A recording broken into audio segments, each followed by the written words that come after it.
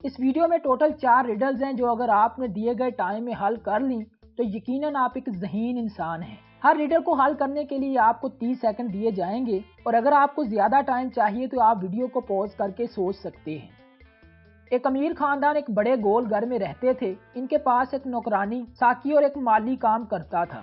گھر کے مالک میاں بیوی کسی پارٹی میں جا رہے تھے۔ انہوں نے اپنے بچے کو سلا دیا اور وہ پارٹی میں چلے گئے۔ جب یہ پارٹی سے واپس آئے تو ان کا بچہ اغوا ہو چکا تھا۔ انہوں نے پولیس کو کال کی اور پولیس نے نوکرانی، مالی اور ساکی سے پوچھ تاچھ شروع کر دی۔ مالی نے کہا کہ وہ پودوں کو پانی دے رہا تھا۔ نوکرانی نے کہا کہ وہ گھر کے کونوں سے مٹی صاف کر رہی تھی۔ ساکی نے کہا کہ وہ لائبریری میں کتابیں ترتیب دے رہا تھا۔ پولیس نے تھوڑی دیر سوچا اور نوکرانی کو اریسٹ کر لیا۔ کیا آپ بتا سکتے ہیں کہ نوکرانی کو کیوں اریسٹ کیا گیا؟ اپنا جواب کمنٹ سیکشن میں لکھیے۔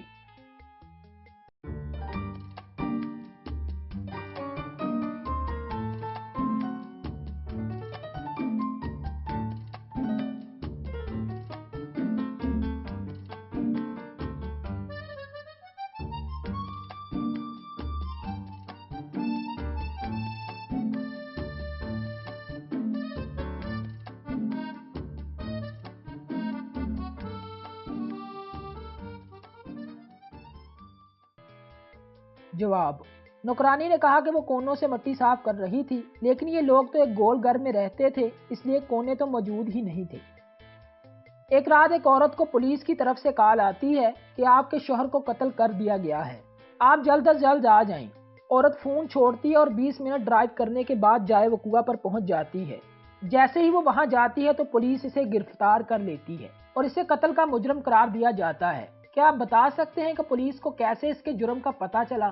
اپنا جواب کمنٹ سیکشن میں لکھیے۔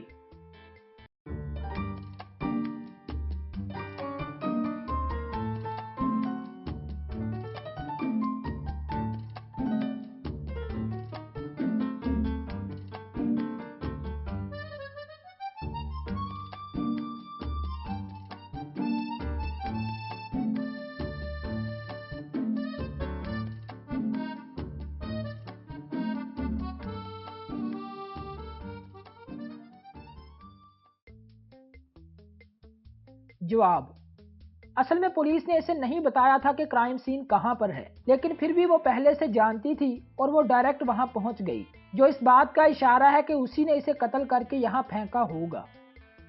ایک باپ نے اپنے 3 بیٹوں کو بتایا کہ وہ جلد ہی مر جائے گا اور اسے یہ فیصلہ کرنا ہے کہ ان میں سے کس کو اپنی جائیداد دینی ہے۔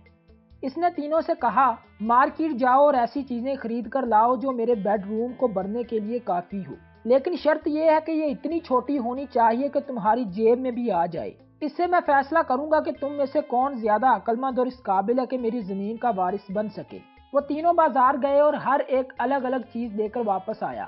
باپ نے اپنے بیٹوں سے کہا کہ وہ ایک ایک کر کے اس کے بیڈ روم میں آئیں اور بیڈ روم کو اپنی اس چیز سے بھرنے کی کوشش کریں۔ پہلا بیٹا اندر آیا اور اس نے خریدے ہوئے کپڑے کے کچھ ٹکڑے ڈال کر کمرے میں رکھ دیے، لیکن ان ٹکڑوں سے بمشکل فرش ہی کور ہو سکا۔ دوسرا بیٹا اندر آیا اور فرش پر کچھ گھاس ڈال دی، لیکن اس سے بھی کمرہ نہیں بھرا۔ اب تیسرا بیٹا اندر آیا اور اپنے باپ کو دکھایا جو اس نے خریدا، تو باپ نے اپنی جائیداد تیسرے بیٹے کو دینے کا اعلان کر دیا۔ کیا آپ بتا سکتے ہیں کہ تیسرے بیٹے نے باپ کو کیا دکھایا؟ اپنا جواب کمنٹ سیکشن میں لکھیے۔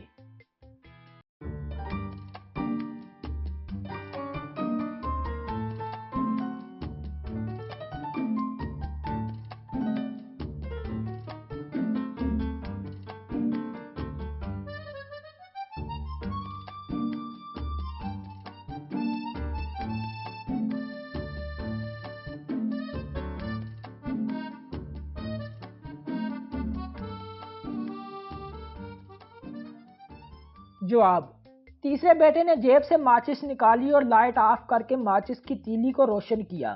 اس سے پورے کمرے میں روشنی پھیل گئی، جس پر اس کے باپ نے جائیداد اسے دینے کا اعلان کر دیا۔ صبح کے وقت پولیس کو ایک کال آتی ہے۔ کال کرنے والے نے بتایا کہ ایک عورت نے کمرے میں پنکھے کے ساتھ لٹک کر خودکشی کر لی ہے۔ لاش کو ابھی تک کسی نے بھی ہاتھ نہیں لگایا، آپ لوگ جلدی آ جائیں اور کارروائی کریں۔ پولیس نے وہاں پہنچ کر دیکھا تو عورت پنکھے کے ساتھ لٹکی ہوئی تھی اور سارے کمرے میں پانی بکھرا ہوا تھا۔ پولیس نے کافی دیر غور کی لیکن انہیں خودکشی کی وجہ معلوم نہ ہو سکی، کیونکہ پنکھے کے نیچے کوئی بھی ایسی چیز نہیں تھی جس پر کھڑے ہو کر عورت خودکشی کر پاتی۔ پولیس نے فوراً ایک ڈیٹیکٹیو کو کال کی डिटेक्टिव ने कमरे का जायजा लिया और फौरन पुलिस को बता दिया कि औरत ने खुदकुशी कैसे की है। अब आपने बताना ये है कि औरत ने खुदकुशी कैसे की, या ये कि डिटेक्टिव ने पुलिस को खुदकुशी की क्या वजह बयान की। अपना जवाब कमेंट सेक्शन में लिखिए।